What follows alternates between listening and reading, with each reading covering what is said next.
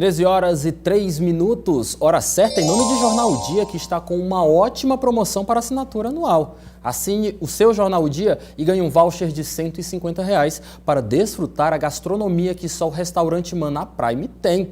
Faça a sua assinatura pelo telefone 2106-9927. Jornal O Dia, há 68 anos, líder de credibilidade. Hoje é o dia 1º de maio de 2019, Dia do Trabalhador. São em datas como esta que nós refletimos sobre os rumos do direito do trabalhador. Mas, na realidade, o que nós vamos também falar hoje é sobre como o teresinense bem aproveitou este feriado em nossos parques públicos. Centro comercial fechado, trânsito praticamente parado, mas isso não significa indisposição. O dia de folga no meio da semana não foi motivo para esse grupo ficar em casa. A turma preferiu acordar cedo e praticar atividade física em espaço aberto. O objetivo é trazer o nosso público para poder se movimentar, poder fazer uma atividade diferente, num local diferente e poder melhorar assim as competências físicas, emocionais e a gente poder estar interagindo num dia que normalmente a gente só iria descansar, né? Comida para repor as energias, muita empolgação envolvida, mas claro, com o devido acompanhamento. Tem toda uma periodização por trás, no caso o coach ele é o intermediador dessa periodização, para saber justamente como que está o aluno, se sabe se ele está muito cansado, se ele está bem para aquele treino, porque o treino tem uma característica metabólica, então o coach está aí para intermediar essa relação aluno e treino, tem toda uma periodização por trás feita. Logo nas primeiras horas do dia, esses amantes da bola no campo já estavam com a camisa suada. Temos aqui gente de todas as zonas, entendeu? Zona Leste, Zona Sul, entendeu? A gente tem grupo de WhatsApp, entendeu? E tá aqui aproveitando aqui o espaço, que é ótimo. E a diversão não foi só para os adultos, a garotada se jogou no gramado. Tá gostando de passar o dia aqui hoje? Paz, eu tô. Felicidade de estar aqui com meus amigos, jogando bola é a felicidade muito. Jogar bola e passear com minha família. Enquanto uns se divertiam, Marcos aproveitava para faturar. É bom demais. Tem mais movimento? O movimento é melhor pra gente também as vendas. Dá para tirar um dinheiro bom aqui, quando é dia de feriado. Muito bem, depois de falar sobre o lazer do teresinense neste feriado, agora vamos falar sobre o direito dos trabalhadores teresinenses piauienses. Porque aqui em estúdio já estou recebendo o advogado especialista em direito trabalhista André Saraiva, é com ele que nós conversamos a partir de agora. Olá, André, seja muito bem-vindo, boa tarde. Boa tarde. Quero começar te perguntando, André, quando se fala em trabalho no Brasil, o que é que nós podemos comemorar com relação aos nossos direitos? Em comemorar é uma complicação, tendo em vista que é uma época de crise, tanto financeira como jurídica, de grande insatisfação jurídica. Querendo ou não, o que podemos ainda ver como uma comemoração é o modo como o brasileiro tem encontrado para vestir a camisa e procurar novas fontes de renda. Se virar. Infelizmente, é uma coisa a se comemorar, mas a se temer ao mesmo tempo. É realmente uma insegurança jurídica, não é? Quem trabalha por conta própria não tem segurança nenhuma. A não ser que adote algumas posturas, no caso, pagar sua previdência de forma autônoma, não é? Mas realmente a gente tem que destacar mesmo o perfil do brasileiro, né? Exatamente. É que essa questão da reforma trabalhista, que já está agora vai fazer 1 ano e 6 meses, mais ou menos, sempre foi muito discutida e, na verdade, eu já venho falando isso desde final de 2007, faltou, na verdade, uma grande discussão em temas que já estavam encontrados retrógrados e temas que precisavam ter uma alteração e não foi tocada essa reforma. Entre eles, tem muitos trabalhadores que são expostos a riscos, que não foi tratado, abrangido dentro dessa reforma. O que nós temos que ver aqui, infelizmente, né, as grandes autoridades do nosso Poder Executivo têm cooperado para gerar essa insatisfação jurídica, essa insatisfação econômica, que dificulta o nível de investimentos. Uma reforma trabalhista por si só, ela não tem como garantir empregos, como foi prometido, infelizmente. É necessário ser coordenado juntamente. Essa reforma trabalhista, né? Todo o contexto, assim como o econômico para investimento estrangeiro, privado, nacional. Na sua avaliação, o que precisa ser mudado com relação ao direito trabalhista de uma forma urgente? Bem, eu vejo que a questão do trabalho intermitente, trabalhadores informais, tem que ser um pouco mais regulamentado. Já que não está tendo essa grande demanda de empregos, tem que haver uma certa forma de regulamentação para esses trabalhadores informais, ou seja, esses que não tem como ter sua carteira assinada, não tem como pagar a sua própria previdência ou até mesmo contar com a Previdência Nacional. André, quando nós falamos, nós acompanhamos aqui anteriormente no nosso jornal as manifestações contra a reforma da Previdência. A Previdência é algo inerente também ao trabalho, nós não podemos separar os dois campos. Para você, da forma como está, a reforma da Previdência traz alguma segurança? Na verdade, ela traz um pouco de segurança, mas pelo desconhecimento, na verdade, que nenhum jurista pode chegar ao ponto de dizer, está, digamos, compreendendo exatamente, porque ainda está em discussão. Sim. O modo como ela vai ser votada, como vai sair dessa votação, que, se eu não me engano, está agora para julho. É que vai narrar os novos destinos dessa Previdência Social. O que tem que se ver, na verdade, é que essa insegurança vem, na verdade, do período que o trabalhador vai ter que trabalhar mais ou a menos, a data que estão querendo impor, uma data mínima, salvo engano, 62 anos para mulheres, 65 para homens e 20 anos de trabalho, né? Então, eu vejo como uma forma, sem dúvida, de desafolgar o orçamento da União, mas também o trabalhador ele tem que se precaver. Se precaver mesmo já estudando uma forma de previdência privada, ou já começar agora falando com seus contadores, seu advogado, para contabilizar o seu tempo de serviço, para ter ao menos uma noção do quanto ele vai precisar trabalhar ou não. Mas, André, acredito eu que neste dia tão importante, dia 1º de maio, dia do trabalhador, nós devemos falar de que o trabalhador tem que estar sempre correndo atrás de seus direitos, não é isso? Não tem que ter dúvidas. Sem dúvida. A Constituição já explicita que todos os direitos do trabalho são direitos indisponíveis, ou seja, um direito que ninguém pode dispor, ainda que seja, ao seu ver, para uma melhoria. Por exemplo, eu dispor do pagamento de horários extras para manter um certo pagamento ou um certo emprego. Então, é uma maneira de todo trabalhador ele tem que se esforçar para deixar garantidos os seus direitos e ter um certo maior diálogo com o empregador para evitar mesmo demandas desnecessárias. Na dúvida, corre sempre para o advogado, né? Sim, sem dúvida. André, muito obrigado pela sua participação. Boa tarde para você. É claro, um excelente feriado para ti também. Eu que agradeço o convite. Muito obrigado, viu? Boa tarde mais uma vez. E você confere agora o nosso Giro do Dia.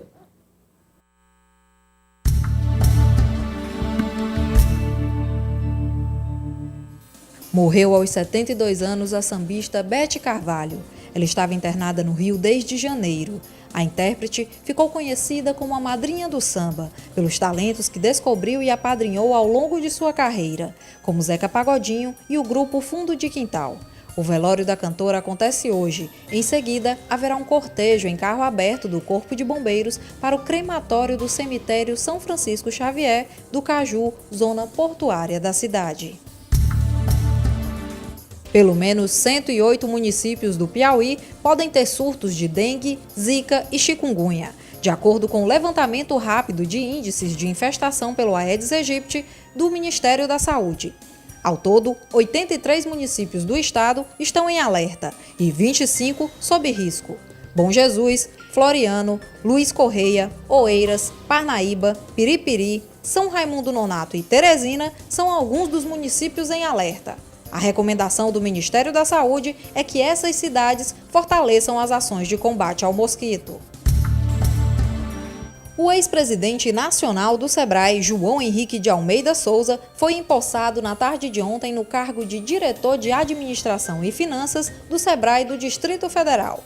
João Henrique assume a diretoria do SEBRAE Distrito Federal após sair da presidência do SEBRAE Nacional. E agora nós vamos falar de política, porque o governador Wellington Dias adiou mais uma vez o anúncio da composição do secretariado, mas nomes já foram confirmados. A imprensa de Teresina bem que tentou conhecer a lista dos novos secretários do governador Wellington Dias para esse 4º mandato, mas infelizmente essa lista não saiu. A assessoria de imprensa informou que o governador Wellington Dias prefere anunciar a lista na quinta-feira. De certo que já tem definido e empossado Ellen Gera como secretário de Educação, Osmar Júnior como secretário de Governo e Fábio Abreu como secretário de Segurança. Mas a assessoria também deu alguns nomes como certo. Há nomes que precisam ser renovados na equipe, confirmados na equipe. A equipe econômica é uma base já acertada. Então, o secretário de Administração deve ser o deputado Merlong Solano, Secretaria de Fazenda Rafael Fonteles e Planejamento Antônio Neto. 1º de maio e ainda não se sabe a composição total do secretariado. A promessa ficou agora para o anúncio oficial amanhã, quinta-feira. Sobre este assunto, nós vamos conversar a partir de agora com o editor de política do Jornal Dia, João Magalhães, que está aqui ao vivo em nossos estúdios. João Magalhães, seja muito bem-vindo. Obrigado, Boa tarde para você. Boa tarde para você, boa tarde a todos. Por que está demorando tanto, João? Na verdade, o governador Wellington Dias aproveitou a tranquilidade, vamos dizer assim, da sua imensa base aliada na Assembleia Legislativa para, de certa forma, deixar os deputados estaduais mais à vontade para discutir o assunto, e tendo em vista que as propostas mais importantes, ele sabe que não vai ter problema em aprovar na Assembleia Legislativa. Então, ele deixa essa equipe de segundo plano, tenta aí conseguir um consenso na base aliada, tentar manter a base de forma tranquila, porque ele sabe que discutir cargos não é um assunto fácil. Então, quanto mais ele protela essa discussão, mais não interfere nos planos dele na relação com a Assembleia Legislativa. Nós ouvimos aqui na fala do Alisson Bacelar, que assume a Coordenadoria de Comunicação Social do Estado do Piauí, de que algumas pastas necessitam respirar, necessitam ser renovadas. Para você, quais são essas pastas que realmente necessitam essa renovação mais urgente? Eu diria assim, Lívio, só explicar de uma forma rápida. O governador Wellington Dias, pelo que a gente tem visto e acompanhado dessa discussão, ele tem separado o novo secretariado dele em 3 núcleos. Um, muito ligado à área econômica, que é da cota pessoal dele. E aí entra também educação, saúde. Um outro segundo núcleo do Partido dos Trabalhadores, que é o partido dele, portanto, é aquele que vai ser mais privilegiado nessa divisão.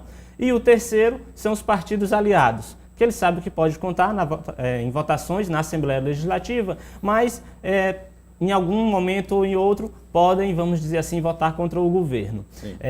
Nessa questão das pastas precisarem de uma renovação, a gente observa que a Secretaria de Educação, dentre as mais importantes, é uma que já vinha sendo cobrado um novo posicionamento da pasta, principalmente no que diz respeito à relação com os municípios. A gente sabe que houve uma troca de comando em nível federal de postos da educação, então o governador escolheu para lá um nome técnico, o que demonstra que ele não quer muito, vamos dizer assim, partidarizar as questões na Secretaria de Educação. Ele quer alguém que consiga ter um diálogo mais técnico.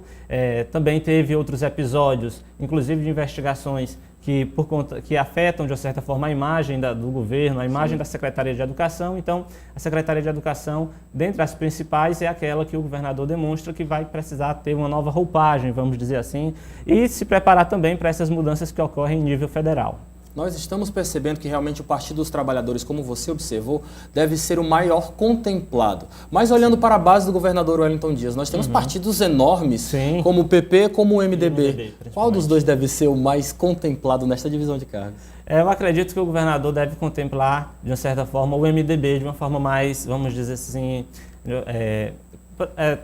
precisa a gente separar 2 questões. Sim. Primeiro, o MDB, até então, nunca se falou em 2020 e 2022. O Progressistas, o próprio presidente nacional do partido, Ciro Nogueira, já disse que já bateu o martelo e o partido terá um candidato a governador em 2022. Se vai ter um candidato a governador em 2022 e provavelmente o PT não deve apoiá-lo, então o Progressistas tem data, vamos dizer assim, para sair do governo. Então o governador Wellington Dias prefere contemplar mais aqueles partidos que ele sabe que vai estar com ele e que a possibilidade de chegar até o final do governo juntamente com ele é maior. E aí a bancada do MDB é muito grande, mas tem, por exemplo, o Temístocles Filho, que é o presidente da Assembleia Legislativa, e não tem, assim, vamos dizer, uma ânsia tão grande de ocupar cargos, porque ele já é o presidente do parlamento. Então, até por uma questão de independência, não é muito interessante ele indicar nomes no executivo. E aí, pela lista que circula já, que falta ser confirmado, porque só vai ser confirmado quando for publicado no Diário Oficial do Estado. Mas até então, João Madison, Zé Santana, Marcelo Castro, Henrique Pires e outros deputados do MDB têm sido muito bem contemplados. O Progressistas, parece que há deputados que ainda não foram, vamos dizer assim, não tem ainda um espaço para chamar de seu dentro do governo. Anteriormente, nós acompanhamos alguns debates políticos aqui em nossa cidade e muito se falou que o Progressistas queria ficar com pelo menos 5 secretarias e não secretarias pequenas. Queriam 5 secretarias grandes. Vai levar, João? Pelo andar da carruagem? Não, pelo andar da carruagem não. O partido hoje ele tem o controle da Secretaria de Transportes, que é uma pasta muito grande. A Secretaria de Transportes é a que mexe com infraestrutura, investimentos em estradas, pontes, portanto, toda a obra que ela faz são obras que movimentam grandes recursos.